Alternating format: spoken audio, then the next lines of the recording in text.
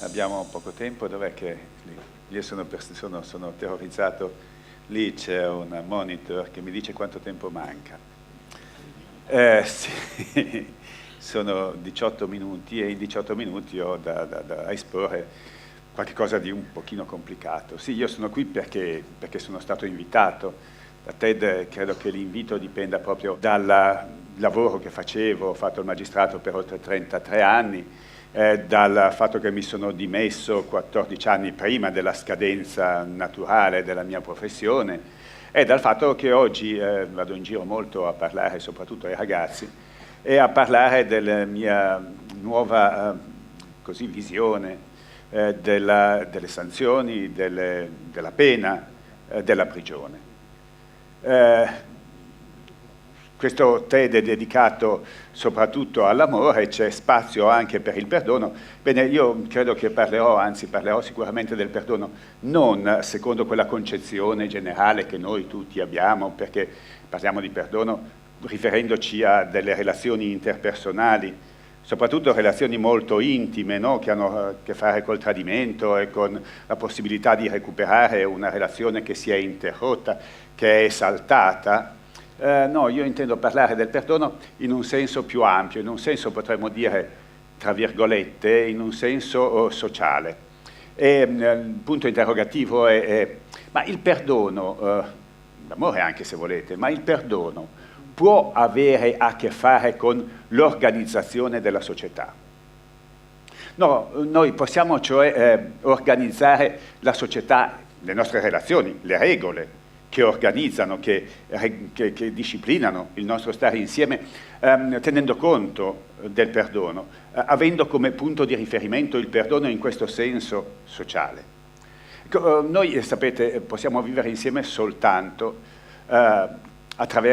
soltanto dandoci delle regole. È impossibile vivere in comunità senza regole, non perché l'ha detto qualcuno, ma perché è ineluttabile. Chissà quante regole stiamo seguendo adesso senza nemmeno saperlo. Io ho 18 minuti, vuol dire che la regola è quella.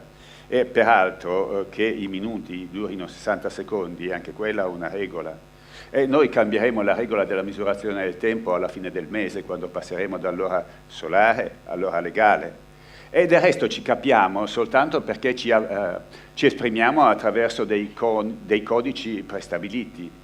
Parliamo adesso in italiano, prima si parlava in inglese, mi sono stato richiesto di parlare in italiano per sottolineare il fatto che siamo qui a Milano quest'oggi, che si chiama TED Navigli. Abbiamo cambiato sistema di regole, siamo passati dall'inglese all'italiano. Non ci capiremmo se parlassimo delle lingue che non conosciamo l'uno con l'altro, no? Anche quelle sono regole. È impossibile vivere insieme senza regole, perché abbiamo bisogno di affidamento reciproco, no? Abbiamo bisogno cioè di fidarci reciprocamente del nostro comportamento futuro, è per quello che ci sono le regole. No? Fidarci che se si dice alle 3, allora ci troviamo alle 3, per dire. E sono le regole quelle che organizzano la società e se ci pensiamo, se guardiamo alle nostre spalle, vediamo che la società è stata generalmente, sempre io direi, organizzata da regole che avevano come principio ispiratore, come punto di partenza, la discriminazione. Anche la discriminazione aveva a sua volta un altro punto di partenza, era un punto di partenza che riguardava la valutazione delle persone. Le regole, cioè, sono sempre state destinate a organizzare lo stare insieme, partendo dall'idea che le persone avessero un valore diverso, i maschi più delle femmine, per esempio. Sapete che in Italia, fino al 1946, votavano soltanto i maschi, non tutti peraltro. Ma questo era un fenomeno mondiale fino a un mezzo secolo, poco più di mezzo secolo prima. Per quel che mi risulti, il primo paese che ha introdotto il suffragio universale è stata la Nuova Zelanda nel 1893. E prima esisteva una forte discriminazione di genere che, secondo me, in questo paese ancora non è scomparsa del tutto. nonostante che siano cambiate le regole. Bene, in una società organizzata attraverso la discriminazione, e cioè una società piramidale in cui chi sta in alto può e chi sta in basso deve, ove esiste una più o meno rigorosa gerarchia, forse più andiamo indietro più la troviamo rigorosa, ma la trovavamo rigorosa anche poco prima della metà del secolo scorso, quando il nazismo e il fascismo tenevano molto alla distinzione, appunto alla discriminazione. In una società di questo tipo il perdono ha qualche spazio nell'organizzazione. E io direi proprio di no. Nell'organizzazione sociale che cosa conta? E conta moltissimo l'esclusione, la separazione, il rimarcare le differenze e le diversità. È una società quella passata, che non dà possibilità, che non dà spazio a quell'atteggiamento gratuito per cui si accetta l'altro indipendentemente dalla possibilità di trarne un profitto. E in una società del genere il perdono è escluso. O meglio, se esiste, il perdono è una elargizione del Signore, del Principe, che conferma il suo potere nei confronti degli altri che sono discriminati nei suoi confronti. Succede poco dopo, poco prima della metà del secolo scorso, che a seguito dei terribili, degli incredibili eventi che si sono verificati prima, pensate, 2 guerre mondiali nel giro di poco più di 20 anni. Finisce la prima nel 1918, inizia la seconda nel 1939. E non solo 2 guerre mondiali, perché contemporaneamente alla seconda c'è la Shoah. 6 milioni di persone programmaticamente eliminate. Ebrei, zingari, disabili, omosessuali, avversari politici. Programmaticamente eliminate. La bomba atomica. La bomba atomica, che a noi può fare una certa impressione, certo, a me non piace, per niente. E tuttavia devo dire che per poco io sono nato dopo che la prima bomba atomica è scoppiata. A tutti noi, o alla grandissima parte di noi, la bomba atomica non ha cambiato il futuro. Mentre per coloro che vivevano allora, sì, la bomba atomica ha cambiato il futuro. Mettiamo insieme questi eventi, le 2 guerre mondiali, la bomba atomica, la Shoah. Appena le persone hanno cominciato di nuovo a riflettere, perché prima non potevano, e la prima cosa che si sono chieste è stata: come facciamo a evitare che tutte le tragedie che abbiamo dovuto sopportare, i drammi, l'infelicità, non si ripeta nel nostro futuro? La scelta è stata quella di cambiare il modo di stare insieme. Nel 1948, esattamente il 10 di dicembre, è stata proclamata la Dichiarazione Universale dei Diritti Umani. Qualche mese prima, 11 mesi e 10 giorni prima, in Italia è entrata in vigore la Costituzione. Entrambi questi atti, la prima è una raccomandazione, la Dichiarazione Universale, la Costituzione è una legge, partono da una constatazione che rovescia il modo di stare insieme. Tutte le persone, tutti gli esseri umani nascono liberi e pari in dignità, dice la Dichiarazione Universale dei Diritti Umani. Tutti i cittadini hanno pari dignità sociale e sono uguali di fronte alla legge, dice la Costituzione italiana. È esattamente l'opposto.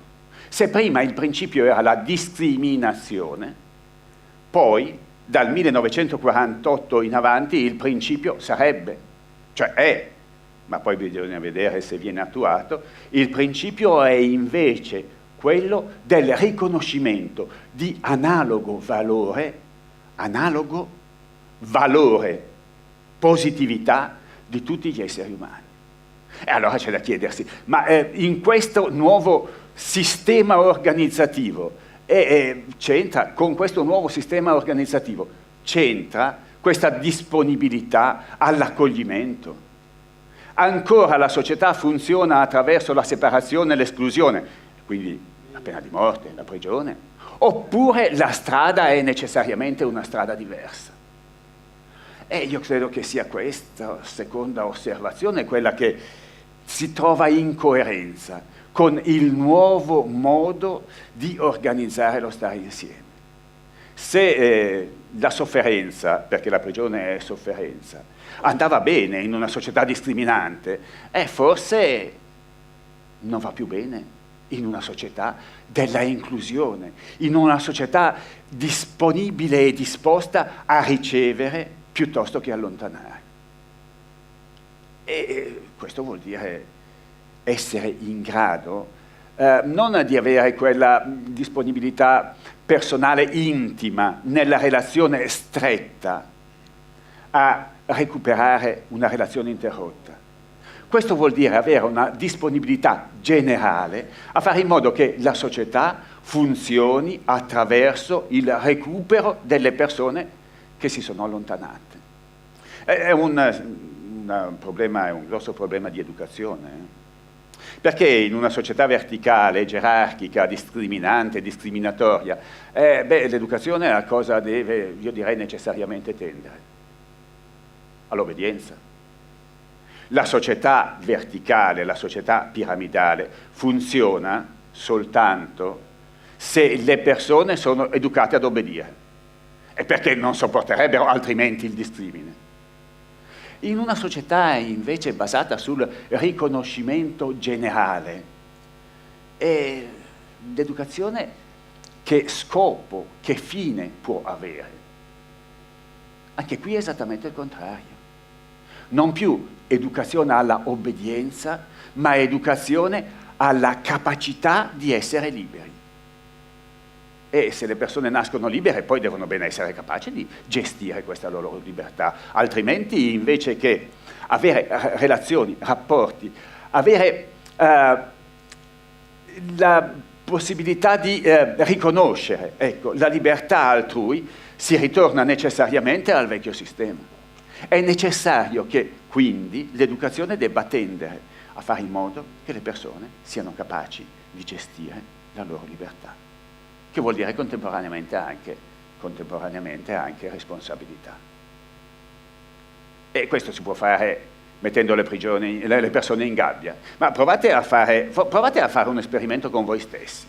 In Italia oggi chi sta in prigione, nella generalità, perché poi ci sono eccezioni, ci sono anche quelli che si chiamano lavoranti, no? In gergo, si chiamano i lavoranti alcuni scopini, perché sono quelli che puliscono e via dicendo, ci sono quelli che portano sulla spesa e così via. La generalità delle persone che sta in carcere, provate a fare l'esperimento su di voi, sta chiusa in una cella che generalmente è grande meno di 12 metri quadri, e non sta chiusa da sola, ci sono di solito almeno altre 3 persone.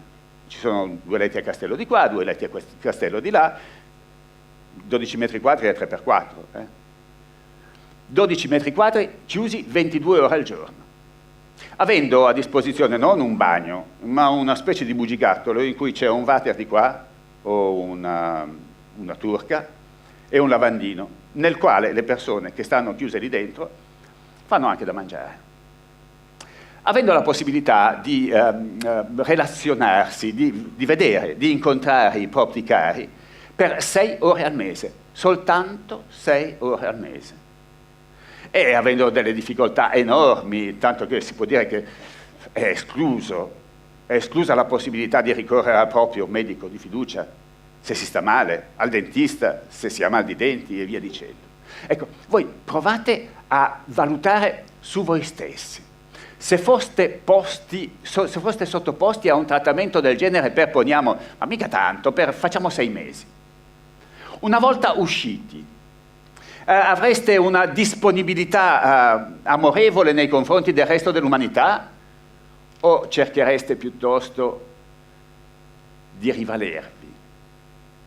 E cioè, come sono contento di poter riallacciare rapporti con il resto delle persone, oppure ve la faccio pagare? Provate a fare l'esperimento su di voi. Non è in sintonia, non è più in sintonia, ci vuole qualcos'altro.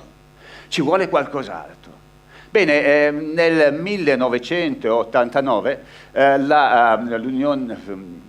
la le Nazioni Unite hanno emesso una raccomandazione in cui si parla di giustizia riparativa. 2 o 3 anni dopo ha fatto lo stesso il Consiglio d'Europa, una raccomandazione a proposito di giustizia riparativa. L'Unione Europea non ha fatto una raccomandazione, ha preso una decisione quadro, e cioè ha vincolato gli Stati che partecipano all'Unione a introdurre nei loro ordinamenti un sistema di giustizia riparativa a fianco a quella tradizionale. Che cos'è la giustizia riparativa? La giustizia riparativa, secondo le definizioni di questi organi internazionali, consiste in un percorso, in una procedura attraverso la quale la persona che ha commesso il reato e la persona che l'ha subito, adeguatamente preparati da un facilitatore, da un mediatore, chiamiamolo come vogliamo, una persona esperta però, che li accompagni su questa strada, possano arrivare a incontrarsi, in modo che attraverso l'incontro, da una parte, la persona che ha commesso il reato si renda conto del male che ha fatto, senza con ciò essere subissato dai sensi di colpa. Capisca che cos'è il male, insomma. E dall'altra parte la persona che il reato ha subito, che oggi è abbandonata a se stessa in questo paese, possa ricomporsi, possa essere recuperata, possa essere riparata, e cioè possa riacquistare quella dignità che il reato aveva frantumato. Questo è il percorso, che è un percorso che ovviamente tiene conto anche della pericolosità. Certo, se una persona è pericolosa è bene che stia da un'altra parte, che non possa sviluppare la sua pericolosità, ma questo non vuol dire sottrarre a questa persona i diritti fondamentali, che sono quelli di avere uno spazio vitale, per esempio, è quello di avere una possibilità di igiene tanto quanto gli altri, per esempio, quella di poter mantenere le sue relazioni affettive e anche le sue relazioni intime, quella di poter mantenere la possibilità di informarsi, di acculturarsi, tutte queste cose, di farsi curare i denti da un dentista di cui si fida. Tutto questo accompagna la giustizia riparativa, ma la giustizia riparativa è possibile se non ha una base comune, con questa possibilità, con questa voglia, con questa disponibilità al perdono. Io credo che sia impossibile, e siccome perdono e amore hanno la stessa radice, ecco la ragione, credo, per cui mi hanno invitato a parlare oggi. Buonasera.